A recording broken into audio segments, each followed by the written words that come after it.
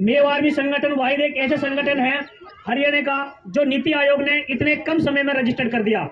25,000 के आसपास फिलहाल युवा हैं इस मेव आर्मी संगठन में और सभी छत्तीस बिरादरी के लिए काम कर रहे हैं, कदम से कदम मिला करके काम कर रहे हैं। ये संगठन अकेले मुजीन कोटिया का नहीं है, सभी क्षेत्रवासियों का संगठन है और इस संगठन से हम आपकी आवाज उठाते आए हैं और इंशाल्लाह आपकी आवाज उठाते रहेंगे। राजनीतिक में आने का कोई मेरा मकसद नहीं था। मैं कोई बड़े घराने से ताल्लुक नहीं रखता हूं। मैं भी एक किसान का बेटा हूं, एक गरीब मजदूर का बेटा हूं मैं। लेकिन संविधान ने सबको बराबर का अधिकार दिया है, कोई भी चुनाव लड़ सकता है। आप अपने मेवात को पिछड़ापन देख रहे हैं। जितनी भी सत्ता में सरकार आई है, हर सरकार ने आपका पिछड़ापन को दूर नहीं किया, सिर्फ मेवात को बैक फुट पर धकेलने की कोशिश करी। मेव आर्मी संगठन द्वारा जब हमारी मीटिंग होती थी, मैं उनसे मना करता था कि राजनीतिक में अभी नहीं। जब हमारे साथी कहते थे कि बिना सियासत के संगठन अधूरा है, अगर मेवात की आवाज उठाते हैं तो आपको इलेक्शन लड़ना पड़ेगा। सबसे पहले आपको वहां पहुंचना पड़ेगा जहां से देश का कानून बनता है और बिगड़ता है। संसद के चुनाव से अगर आपका प्यार, अगर आपका सहयोग इसी प्रकार से रहा तो आने वाले टाइम पर इंशाल्लाह हम भी प्रॉपर तरीका से जो उम्मीदवारी आपके द्वारा छत्तीस बिरादरी ने जताई है, और छत्तीस बिरादरी का इलेक्शन है, कोई मेरा अकेले का इलेक्शन नहीं है। सभी मिलकर के लड़े तालमेल से, तभी जाकर के अल्लाह ने चाहे तो कामयाब होंगे। मेवात का हर पार्टियों को पता है कि मेवात एक हरियाणा का छोटा सा हिस्सा है जो नीति आयोग के अनुसार हिंदुस्तान का सबसे पिछड़ा हुआ जिला घोषित हुआ था 2-3 साल पहले। लेकिन आज जो स्थिति है, आपके बीच में बहुत सारे पार्टियों के नेता आते हैं। मैं सबसे जो पिछड़ेपन का कारण है मेवात का, वो कांग्रेस पार्टी को मानता हूं मैं। अगर कांग्रेस पार्टी चाहती तो आपका पिछड़ापन नहीं होता। सिर्फ वजह जो एक कांग्रेस पार्टी है, बीजेपी पार्टी है, सिर्फ इन्होंने आपको सिर्फ इस्तेमाल किया है। कहीं भी आप किसी भी राज्य में जाइए जहां पर यह सरकार है कांग्रेस पार्टी की, वहां पर आपको बैक फुट पर धकेलने की कोशिश करते हैं। जब 1947 में हिंदुस्तान आजाद हुआ था, मौलाना अबुल कलाम आजाद ने कहा था पंडित जवाहरलाल नेहरू से, उस वक्त तो प्राइम मिनिस्टर थे पंडित जवाहरलाल नेहरू से, मौलाना अबुल कलाम आजाद ने कहा था, आजाद नेहरू जी, हिंदुस्तान में जहां जहां मुसलमान रह रहा है वहां पर कोई शिक्षा नहीं है। ये अनदेखी है, सरकार अनदेखी कर रही है, आप अनदेखी कर रहे हैं। आप कहीं भी जाइए हिंदुस्तान में, किसी भी क्षेत्र में जहां जहां मुसलमान बसा हुआ है, वहां पर सिर्फ मुसलमान पिछड़ा हुआ है। ना सड़कें हैं, ना फैक्ट्री है, ना कॉलेज है, ना कोई संस्था है, ना स्कूल है। मेवात में 70% स्कूल ऐसे हैं जो अपग्रेड नहीं है, जो 8वीं तक 10वीं तक ही है। और जबकि 3-3 हजार के पॉपुलेशन गांव में 12वीं तक के स्कूल होने चाहिए थे, वो यहाँ पर नहीं है। अगर आप ऊपर की धरती में जाएंगे जहां पर 1-1 हजार की, 2-2 हजार की पॉपुलेशन है, वहां पर आपको सीनियर सेकेंडरी स्कूल देखने को मिलेंगे। वजह, उन लोगों ने अपने इलाकों को चुना, उन लोगों ने यह समझा अगर मेवात के लोग पढ़ लिख जाएंगे तो हमसे सवाल पूछेंगे, अगर सवाल पूछेंगे तो हमारी जो सत्ता है वो ऊपर तक नहीं चल पाएगी। यही सबसे बड़ा पिछड़ेपन का कारण है। आप यह मत सोचिए कि कांग्रेस पार्टी हमारी सगी पार्टी है, बिल्कुल मत सोचिएगा। अगर आपका सबसे बड़ा जो बर्बादी का मंजर किया है वो कांग्रेस पार्टी ने किया है। कांग्रेस पार्टी ने आपको अधिकार नहीं दिया। अगर थोड़ा बहुत अधिकार आपको मिला है, वो बीजेपी पार्टी आपसे मिलकर के छीनना चाहती है, उनके साथ मिलकर के छीनना चाहती है। बीजेपी पार्टी अगर हरियाणा में है तो वो नहीं चाहती वो भी मेवात के लोग विकास करें, मेवात के लोग पढ़े लिखे, वो भी आपको अनपढ़ गवार समझना चाहते हैं। अनपढ़ गवार समझ करके आपके साथ दुरुपयोग कर रहे हैं। तो आपका संगठन है ये मेव आर्मी, ये अकेले मेरा संगठन नहीं है। अगर आप संगठन को मजबूत करेंगे, आने वाले टाइम पर आपकी आवाज हम अल्लाह ने चाहे तो नेशनल लेवल तक, दिल्ली तक आपकी आवाज हम इंकलाब पैदा कर देंगे। यही मेव आर्मी की ताकत से एक फरीदाबाद में मॉब लिंचिंग हुई थी, सैफुल नाम के बंदे को मार दिया गया था पुलिस के द्वारा। सबसे पहले जो उस मॉब लिंचिंग में हम गए थे, वहां पर धरना दिया था, उस भाई को इंसाफ दिलाने की कोशिश हमने की। फिर उसके बाद एक मॉब लिंचिंग सदनाम की हुई नंगर थाने में खुद हमने एक प्रोटेस्ट किया था, 5 घंटे तक चला। और भरतपुर के एसपी साहब आए, उन्होंने कहा था कि मेव आर्मी वालों ये धरना हटा लो, अब छानबीन चल रही है, मुलजिम को पकड़ लिया जाएगा। हमने कहा कि नहीं, अगर मुलजिम को अब पकड़ा तो ठीक है, अगर नहीं पकड़ा तो हम थाने के सामने टेंट गाड़ देंगे। तो हम 5 घंटे तक वहां बैठे रहे और हम वहां जब उठे, जब सद्दाम को इंसाफ मिल गया, उन पर 302, 307 जैसी अपहरण की धारा लगी, 364, हम वहां से ये धारा लगवाकर जब उठे वहां से। ये हमारी ताकत। और ये ताकत कहां से आती है? आपकी डोल की बदौलत आती है। अकेले मुजीब कोटिया की ताकत नहीं है, जितने भी आप सब मौजूद हैं, आपकी डोल की बदौलत, आपके सहयोग से ये ताकत आती है। फिर उसके बाद हमसे कहा कि मेवात में कोई यूनिवर्सिटी, कोई कॉलेज नहीं है।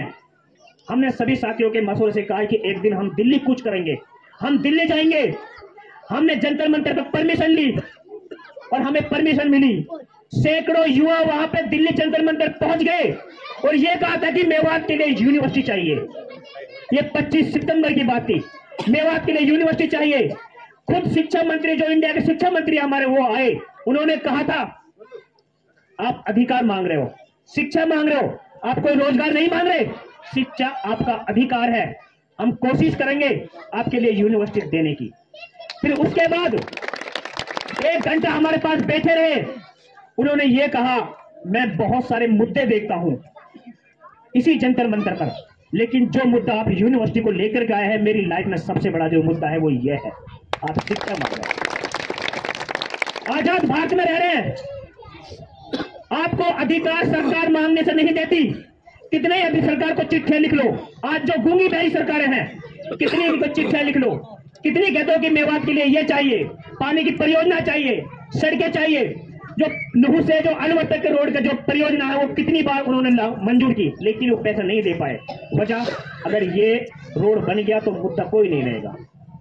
इनकी यही सोच है और यही मंसूबे हैं। आज जो कांग्रेस पार्टी के लोग धरना पर बैठते हैं, जो कहते हैं कि इस रोड को 4 लेन करा जाए, अगर वो चाहते तो अपनी सत्ता में, जब कांग्रेस की सरकार थी, जब हुड्डा सिंह मुख्यमंत्री थे, तो तब भी तो ये करवा सकते थे। तो उनका क्या दिखावा है? अरे हम तो आपके लिए लड़ रहे हैं, आपके लिए मेहनत कर रहे हैं। मैं अपने लिए मेहनत नहीं कर रहा। जब मैं यूनिवर्सिटी में पढ़ता था तो मुझे प्रोफेसर कहते थे कि आपकी मेवात में कोई यूनिवर्सिटी नहीं है। मैं 100 किलोमीटर दूर रोहतक जाता था और वहां पर रहता था। मैं एक गरीब परिवार से बिलोंग करता हूं। मैं भी ऐसा नहीं है, मैं ये नहीं कहूंगा कि मैं एक टाटा मिल रहा हूं। मैं किसान का बेटा हूं, मैं मजदूर का बेटा हूं। मैं जो मजदूर की, जो किसान की भावना होती है, वो मैं बेखूबी समझता हूं। और जिनको आप वोट देते हैं, आपने राविंदर जीत को 2-3 बार यहां से मेंबर ऑफ पार्लियामेंट बना दिया। पिछले साल कैप्टन अजय सिंह यादव को आपने वोट दी और बहुत सारे जन आए, आपने देखा था। कैप्टन अजय सिंह यादव यहां आपसे मिलने के लिए आए, नहीं आए ना? और मैं ये डंके की चोट पर यह भी कहता हूं, मैं हमारे जो एमएलए साहब है मामन खान, वो काबिल तारीफ है, बहुत अच्छे इंसान है। और जब उन पर आफत मुसीबत आई, उसके घर पे भूपेंद्र सिंह हुड्डा के कोई भी आदमी वहां पर कांग्रेस घर पे नहीं गए हालचाल पूछने के लिए। उस बंदे पे आपने आप पे बीती थी, लेकिन जो कानून ने उनके लिए अधिकार दिया है, जो उनको अधिकार मिला है, आपको हमको, उसके दायरे में रह करके यह फैसला हुआ था। हम बहुत सारे ऐसे मुद्दे उठाते हैं। अभी 3 महीने पहले एक ओरिएंटल क्राफ्ट कंपनी है चौपानकी में, हमारे पास फोन आया। जो चौपानकी में ओरिएंटल क्राफ्ट कंपनी है, ये 2-3 महीना से बंद है। इस पे 100-125 लड़कों के पैसा फंसे हुए हैं और वो कंपनी रात में अपना सामान ले जा रही थी। हमारे तहसील अध्यक्ष इरशाद इंजीनियर ने हमसे कहा, भाई कंपनी सामान ले जा रही है, कंपनी यहां से उठ रही है, तो क्या करें? मैंने कहा कि इरशाद भाई, जो सामान ले जा रही हैं उन गाड़ियों को रोक लो। हम पूरी टीम को वहां भेजते हैं। हमारी पूरी टीम उस ओरिएंटल क्राफ्ट कंपनी के गेट पे बैठ गई और जो HR मैनेजर था उस कंपनी का, वो आया पुलिस को लेकर के। पुलिस ने वहां पर धक्का मुक्की करी और हमारे युवा जो साथी हैं, उनमें इतनी बुलंद आवाज, वो इतने डरपोक नहीं है। उन्होंने आंख से आंख मिला करके बात की, ये कहा कि हम यहां से तब उठेंगे जब सैलरी मिल जाएगी। शाम का वक्त था, सुबह जब 10 का टाइम हुआ तो सब बंदे के चेक बन के आ गए, सबको उनकी सैलरी दे दी। जो खोखा वाले, दुकान वाले, जो होटल वाले थे, उनको भी पैसा हमने वहीं पर दिलवाया। अरे ये थी हमारी ताकत है। कोई एमएलए, कोई मंत्री, कोई भावी नेता वहां पहुंचे नहीं पहुंचा, वहां पर हम पहुंचे थे आपकी आवाज उठाने के लिए, उनके लिए आवाज उठाने के लिए। मेवा आर्मी समाज सेवा संगठन 36 बिरादरी का है, सभी मिलकर के काम कर रहे हैं। आपका भाई हूं, आपका बेटा हूं, आपसे हाथ जोड़ करके मैं अपील कर रहा हूं, एक बार ये बुलंद आवाज करके ये सोच लो कि हम वोट अपने के लिए दे रहे हैं। कोई बाहरी के लिए नहीं दे रहे हम लोग, हम अपने के लिए वोट दे रहे हैं। हमारा अपना बेटा है, आपका भाई हूं मैं। अगर आधी रात में एक टेलीफोन करेंगे, खुदा की कसम अपना काम छोड़ करके आपका काम करवाना होगा। हमारे जितने भी संगठन में युवा हैं सब पढ़े लिखे हैं, और मैं तो ये भी कहता हूं कि अगर किसी अफसर से अगर बात करते हैं तो उनसे आंख से आंख मिला करके बात करो, उनसे डरो नहीं। वो अफसर आपके नौकर हैं, आप उनके नौकर नहीं है। संविधान का सबसे पहले जो आर्टिकल है यही कहता है आप अपने दायरे में रह करके अपना काम करो। संविधान ने बराबर का अधिकार दिया है। अभी मैं एक बंदे की बात सुन रहा था, तकरीबन 4-5 दिन पहले अनवर भाई भी हमारे पास बैठे थे, काफी सारी हमारी मीटिंग हुई थी। एक बंदे ने यह कहा था कि किसी नेता का वो खास आदमी है, उन्होंने कहा था कि हमें चौधर चाहिए, हमारे लेके चाहो मेवात की जनता बाहर में चली जाए।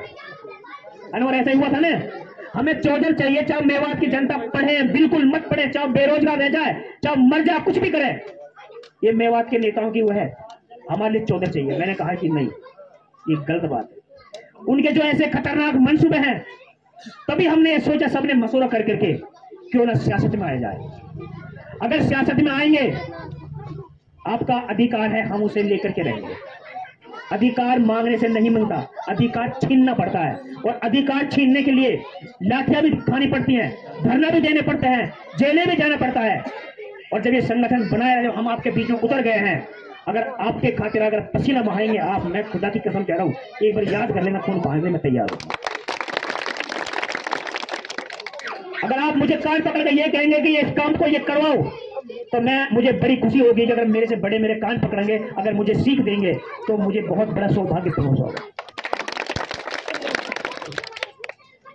बहुत सारे साथी हमारे यहां पर बैठे हैं, मैं अपील करना चाहता हूं हाथ जोड़ करके, मैं आपका बेटा हूं, भाई हूं, हम उम्र हूं, आप एक एक वोट दीजिएगा, मेवा आर्मी संगठन को मजबूत करिएगा। अगर मेवा आर्मी संगठन मजबूत होंगे तो हम मजबूत होंगे, आप मजबूत होंगे, सब मजबूत होंगे। आपका अपना संगठन है, आपका अपना लोगो है, आपकी अपनी पहचान है। अगर इस पहचान को आप जिंदा रखेंगे तो एक एक वोट आपको सिर्फ और सिर्फ मेवा आर्मी के नाम पे देना, पक्की बात है ना जी। और कोई भी अगर मुलाजिम आता है तो मेवात में वो अपने आप को राजा समझता है। वो राजा क्यों समझता है? क्योंकि जो यहाँ की जनता है वो अनपढ़ है, वो अनपढ़ से समझना चाहते हैं। अगर कोई हम काम करवाते हैं किसी पुलिस अफसर से, किसी सरकारी अधिकारी से, अगर उसने कह दिया कि आपका काम हो जाएगा खान साहब, इतना हमें विश्वास ना आएगा, इतने वाले पैसे ना दे देंगे, ऐसा ही होता है ना। लोग कहेंगे ये पैसा दिया ही ना हमने, ये काम कैसे करे, वो ऐसे हो रही है ना। हाँ, और फिर वो काम करे ना करे, 2 दिन टाल दिए, 3 दिन टाल दिए। आप किसी से डरिए मत, ना पैसा दीजिए, कुछ मत दीजिएगा कि आप मेज पे हाथ रख के ये कहे कि मेरा ये काम है, ये काम करवाऊंगा मैं। अगर आपका काम नहीं करवाता है तो एक बार आप हमें फोन करिएगा हल्का सा, फिर हमने जाने फिर वहां जाने। हमने बहुत सारे काम करवाए हैं, और काम भी ऐसे करवाए हैं, वो फाइल लेके खुद हमारे पास आए, वो कहे भाई ऐसे कहीं कर रहे हो हमारे साथ। एक कोटा वाला था, उसने कोटा खा गया, तो मैंने जो हमारे एक बंदा था, मैं एग्जाम्पल दे रहा हूं, मैं वो खा गया, उसने कहा कि भाई ये काम है। अतौल्ला जी का फोन आया हमारा जो नूस है, उसने कहा ये काम है, ठीक है। एक बार फोन घुमाया, भाई ने सारे सब बुला लिए, भाई ठीक है, अपना अधिकार समझ जाओ। अगर मजबूती से, अगर कदम से कदम मिला करके आप काम करेंगे तो अल्लाह ने चाहे तो आपका कोई काम नहीं रुकेगा। नमाज का टाइम हो रहा है, जो हमारे बड़े बुजुर्ग जो, अरे मैं आपको अपना ही कहूँगा, कहने कहा बात है, मैं ठीक है, इलेक्शन आप लड़ रहे हैं, मैं थोड़ा लड़ रहा हूँ, तो बस मैं तो एक थोड़ा जरिया हूँ आपका। सबसे कहिए यारी में, रिश्तेदारी में, दोस्तों से, एक भाई हमारा अपना बेटा है, अपना भाई है, भाई एक एक वोट दीजिएगा, हमारे लिए हक मांगता, अधिकार मांगता। तो बस यही मेरी अपील है। और हमारे साथ में और बड़े बुजुर्ग हैं, कुछ अगर अपनी बात रखना चाहते हैं तो रख सकते हैं। जो मेरे से कुछ गलती से निकल गया है तो प्लीज मैं हाथ जोड़ के रिक्वेस्ट करता हूँ कि आप माफ कर दीजिएगा।